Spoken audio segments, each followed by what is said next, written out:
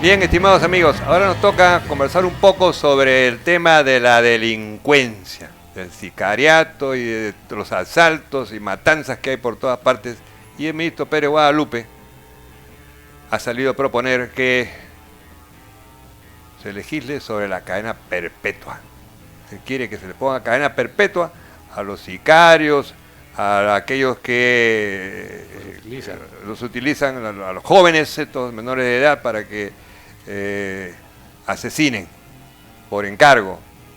Y como hemos visto en la televisión, en varios programas noticieros, hay jóvenes con un armamento que realmente sorprende, porque para nosotros que tenemos que hacer el trámite de la SUSCAME para obtener nuestra licencia, nos toma 6 meses el trámite, y después de 6 meses recién conseguimos la licencia, y ya a los 6 meses siguientes tenemos que hacer, porque la licencia es por 1 año, tenemos que hacer nuevamente el trámite.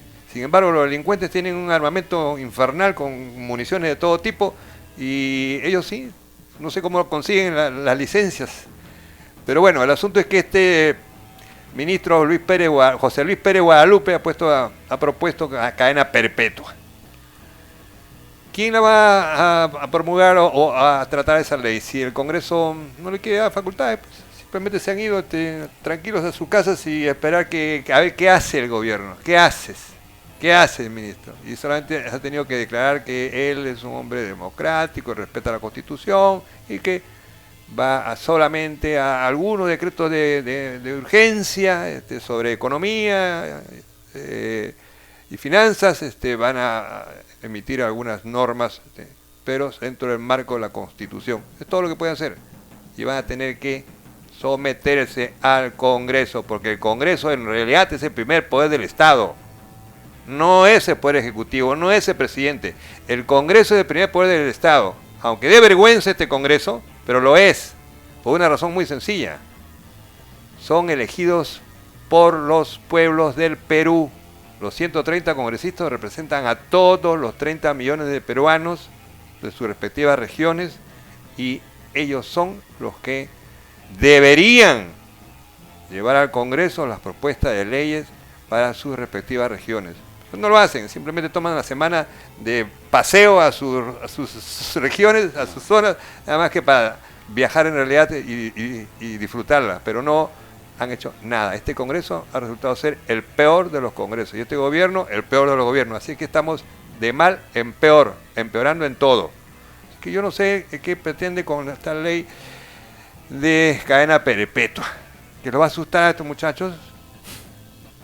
Se van a reír, ni saben lo que es cadena perpetua, además saben que entran y salen, ellos saben cómo entrar y salir. Así que no va a asustar la cadena perpetua. Aquí lo que necesita es pena de muerte para los corruptos, estos ministros que se prestan para todos estos grandes negociados multimillonarios, como acabamos de ver en el caso de Brasil, que ya están involucrándolo a Toledo y a varios más peruanos, a García y a varios más. Ellos son los que merecen pena de muerte. Y a ver, tenemos un videito que nos va a ilustrar un poquito. Por favor, producción. Viernes el Pleno del Congreso otorgue o no facultades al Ejecutivo para legislar en materia de economía y seguridad ciudadana. Algunos parlamentarios dieron sugerencias para combatir algunos delitos. El ministro del Interior pidió cadena perpetua para aquellos que contraten a adolescentes como sicarios para asesinatos por encargo. Pero, ¿cómo sancionar a estos adolescentes autores materiales de un crimen? Ya es hora de debatir y de aprobar, ¿por qué no? Nosotros hemos presentado proyectos de ley al respecto y ojalá el Ejecutivo lo plantee, de reducir la edad de los inimputables. Es decir, que no sea hasta previos días antes de cumplir los 18 años que son inimputables. Que sean inimputables hasta los 16 años. A partir de los 16 años, 17 y cerca de los 18 años, cuando cumple la mayoría de edad, que tengan la misma responsabilidad que un adulto. Desde las cárceles, las extorsiones se realizan llamando por teléfono a las víctimas y a sus familiares para que paguen cupos a fin de que no corran peligro sus vidas. En penales, yo lamentablemente estoy escuchando que el jefe del INPE se está lavando las manos porque dice, cuando vengan los detectores de celulares que están, entonces ya vamos a poder tranquilizar. Pero oye, y la obligación ahora es controlar todos los celulares que entran al penal.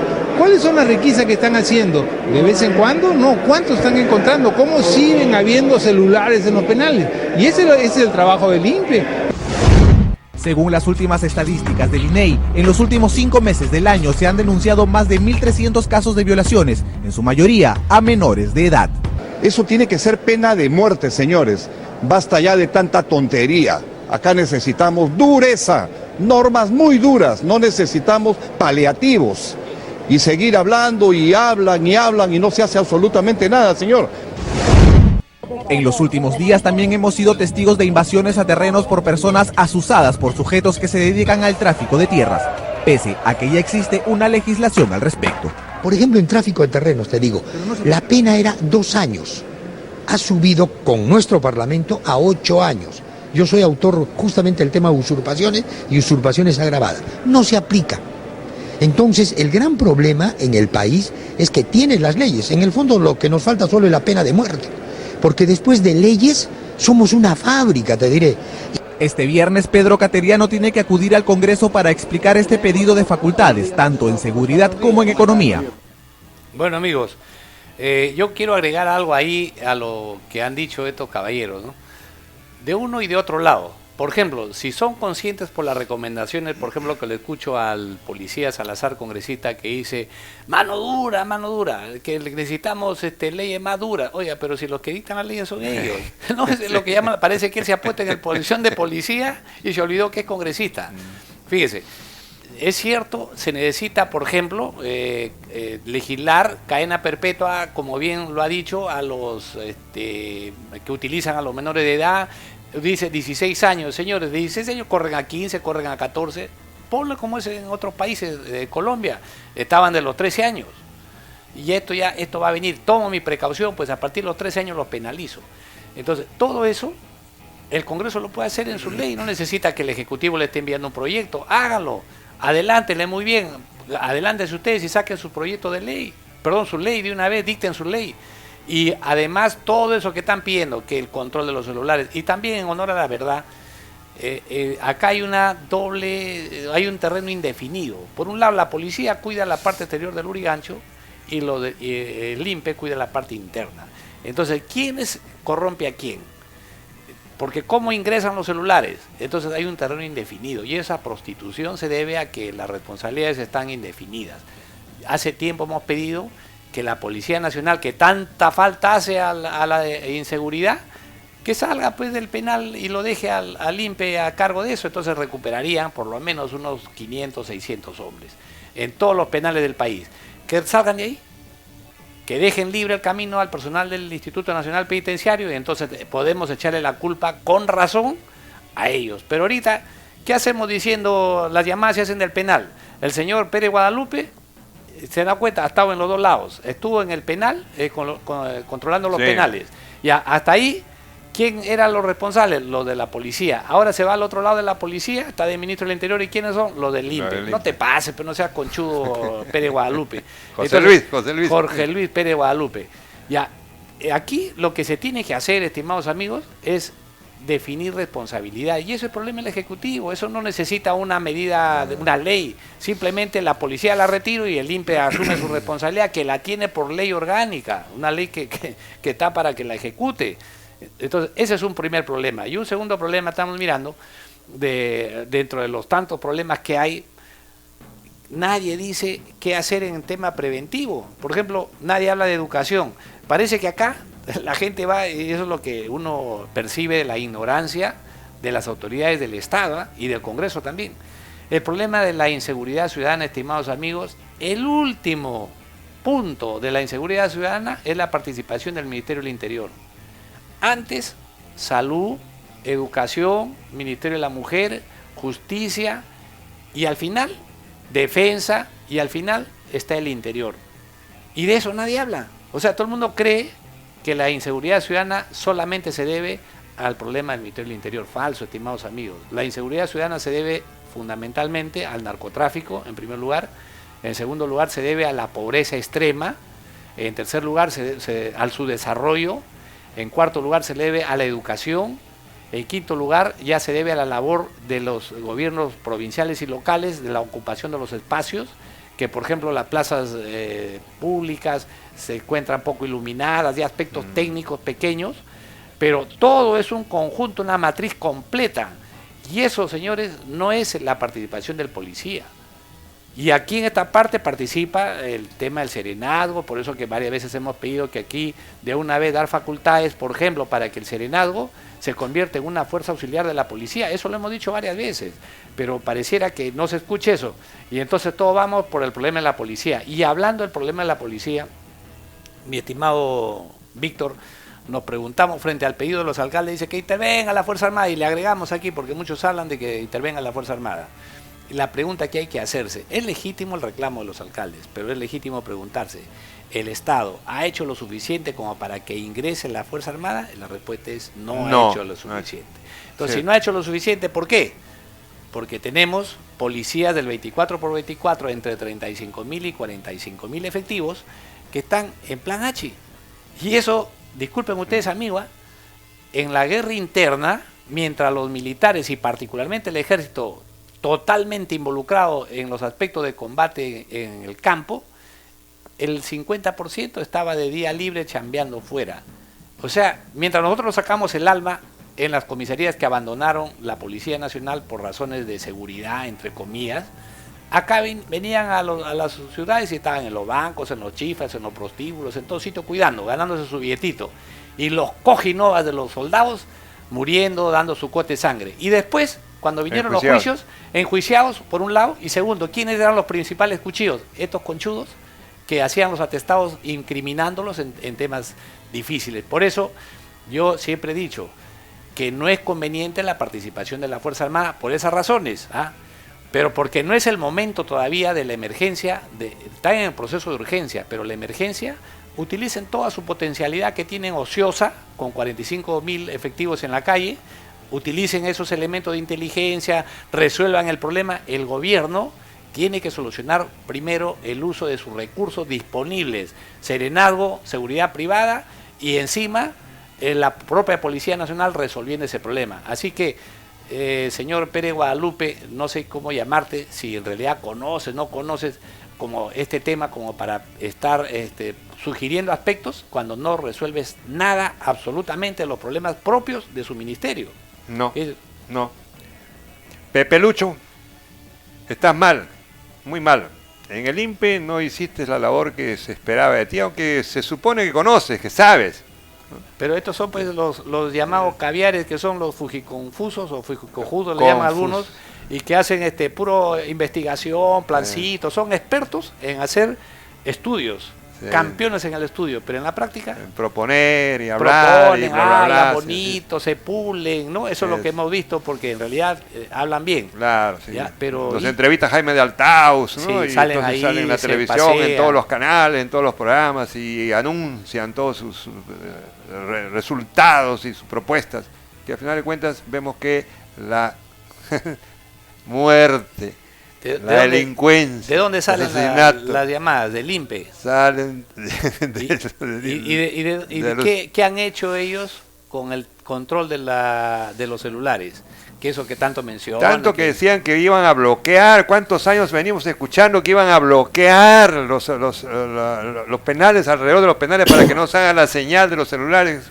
Años que vienen comprando equipos y ofreciendo que ya no, y siguen entrando los celulares y se siguen comunicando. Están amarrados ahí algunos funcionarios que permiten eso, ¿no? Y la droga que ingresa, claro, hay un tema muy difícil de mantener, pero el hacinamiento, el problema penitenciario es otro gran problema en el país, ¿no? Se debería despenalizar, por ejemplo, con el uso de grilletes electrónicos, acelerar los procesos. Esto es un problema complejo. Que tiene que ver con varias instituciones. Por eso decía, la inseguridad no solamente tiene que ver con el interior. Por ejemplo, el Poder Judicial, ¿qué hace con procesos tan largos? Y a propósito, el tema de la gasolina, mi estimado Víctor, que hemos comentado, ¿cómo es posible que un montón de generales y militares gasolineros no les esté pasando nada?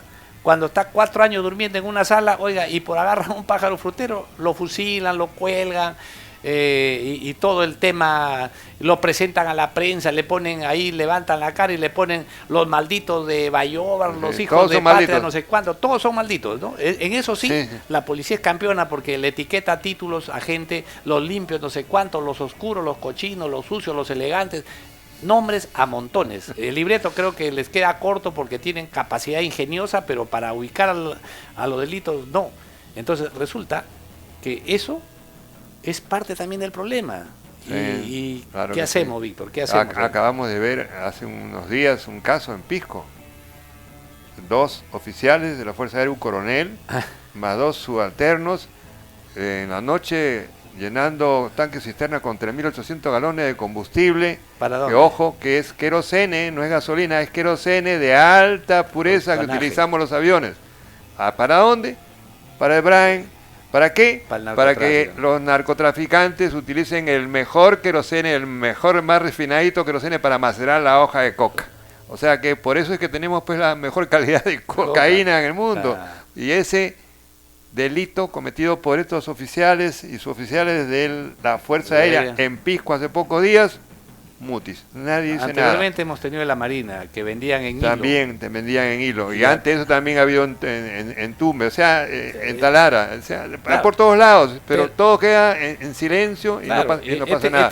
Bueno, a ellos se les debería degradar de inmediato, ponerlos a disposición de la justicia de inmediato con detención, incantarle todos sus bienes, condenarlos a la pena máxima, sin ningún beneficio, a la pena máxima, e inclusive inhabilitarlos para cargos públicos por el doble de la pena. O sea, sanción drástica. Eso es lo que necesita para que haya ejemplo. Hay una sanción que duele. A ver. Y me parece que por ahí nadie la ha dicho, y por lo menos creo yo que se debe ir. Por ejemplo, yo soy general.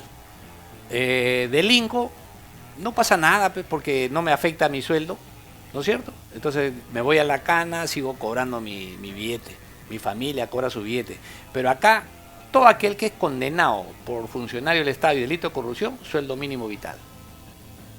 Se acabó. Bueno, la degradación debería incluir la pérdida total de todos los beneficios. Claro, pero en materia de beneficios económicos, la ley no dice eso, pues. O sea, hay una contradicción en la parte reglamentaria, etcétera, pero no es aplicable porque en la ley no va. O sea, la ley no figura eso. Pero sí podríamos incluir un artículo que diga funcionario condenado, automáticamente si es funcionario del Estado y no se puede privar porque la familia pierde su sueldo mínimo vital.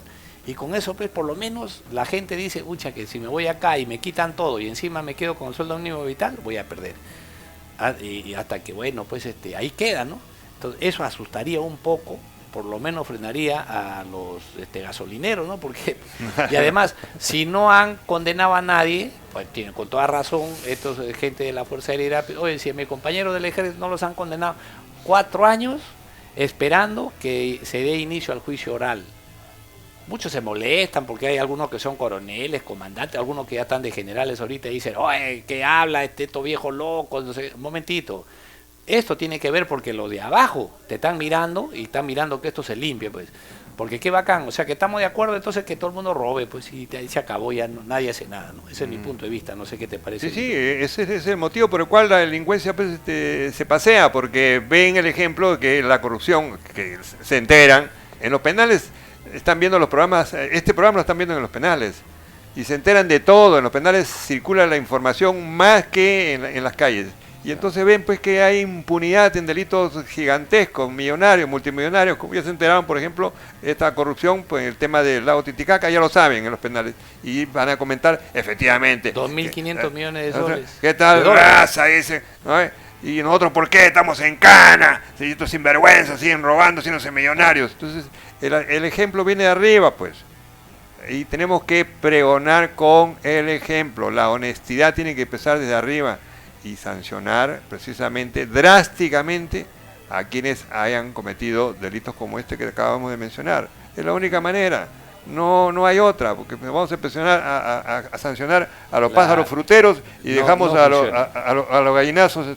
Si queda de alto vuelo. De alto vuelo. Mira, yo quiero agregar algo, Víctor. Estuve hace unos días atrás en la Universidad Técnica del Callao en un tema para hablar sobre el narcotráfico. Me enteré, ¿Ya? Sí. Pero ¿cuál era el problema de uno de los asistentes a este evento? Me dice, yo soy de uno de los asentamientos humanos del Callao. ¿Cómo es posible, decía él, que en la Universidad Técnica del Callao solo el 20% de alumnos de la universidad sean chalacos? Los otros 80% son de Lima. Entonces, él, por varias razones, decía, aquí estamos viendo que se denuncia a funcionarios del Estado, a Curi, a todo el mundo porque se han robado el dinero, 800 millones de soles anuales que entra por el canon aduanero al gobierno regional del Callao. O sea, es una cantidad de dinero enorme.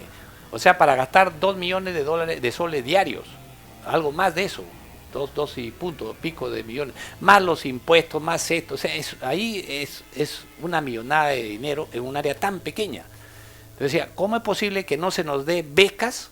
Por lo menos por asentamiento humano una 10 becas, pues, y por lo menos ya hay una expectativa, si quieren, en los jóvenes para poder salir de la pobreza o salir del delito. Pero no hay nada, señores, nada de eso. Y por el contrario, ven que el delincuente es contratado para seguridad, el delincuente es contratado para tal sitio. O sea, entonces yo sigo en esa ruta porque esa es la ruta que me está permitiendo salir de la pobreza, ¿no? La ruta del delito. Y eso es una llamada al orden de las cosas que se vienen dando acá, y estoy seguro que nos están escuchando con toda razón, y también yo pienso igual. O sea, los jóvenes no delinquen porque nacieron delincuentes, eso desde Juan Jacobo Rousseau, ¿no? El hombre nace libre y la sociedad lo corrompe. Pero en este caso está probado, y bien probado, que el delito se produce porque tenemos un enjambre de corrupción a nuestro alrededor. Acabas de mencionar el Callao. ¿Qué hicieron, acuérdate, con el helicóptero que compraron en el Callao? Nada, pues. El de San Juan del Lurigancho lo copió y también compró otro helicóptero. ¿Y qué hace el pueblo? Ve pues que están comprando helicópteros y saben que hay corrupción, sobrevaluados y que no sirven para nada, no los utilizan. ¿Por qué no los utilizan? Porque es muy costoso. Y además ya uno de ellos, el del Callao, se cayó. Se cayó el techo de una casa y de milagro no se ha matado, pero ya quedó destruido, ya inhabilitado. Ya se limpió el tema, ¿no? Eso se ve, lo ven, los pobladores saben, se enteran, comentan. Entonces dicen, si estos sinvergüenzas están robando y ven en los carros lujosísimos en los que caminan, las casas que se construyen, el mal ejemplo cunde. El buen ejemplo es el que se debe pregonar y dar muestras personales de cómo es que se debe conducir una organización, una entidad como el municipio o gobierno regional. Esa es la diferencia de la corrupción de Fujimori, que alcanzó a los niveles altos, pero no se generalizó hacia abajo. Hoy día estamos viendo que hay corrupción en el gobierno local, en el gobierno regional, estamos viendo en la provincia, estamos viendo en la capital, estamos viendo en el distrito, estamos viendo en la comunidad, en los ministerios, claro, en todas las instituciones del Estado. En el Parlamento. Todo el mundo mete la mano. En la policía, si podemos en el Ministerio Público, en el Poder Judicial. Que la otra corrupción no fue tan extendida como esta. ¿Ya? Es una corrupción que sí, efectivamente la hubo, pero la diferencia con esta corrupción que estamos mirando hoy día más es que aquí hay una corrupción extendida en todas las instituciones del Estado, en todas las estructuras del Estado, y que por último termina con el vaso de leche, termina con los programas sociales, porque estamos mirando cómo, ¿y quién los afectados? El pueblo. Estamos perdiendo 10.000 millones de soles por corrupción en los últimos 5 años, 4 años. ¿Se dan cuenta que se puede hacer con 10.000 millones de soles? Una cantidad, como tú dices, infernal. Bueno, bien, amigos, yo creo que pasamos al siguiente tema, previa pausa. ¿Sí? Una pausa y regresamos, amigos. Gracias.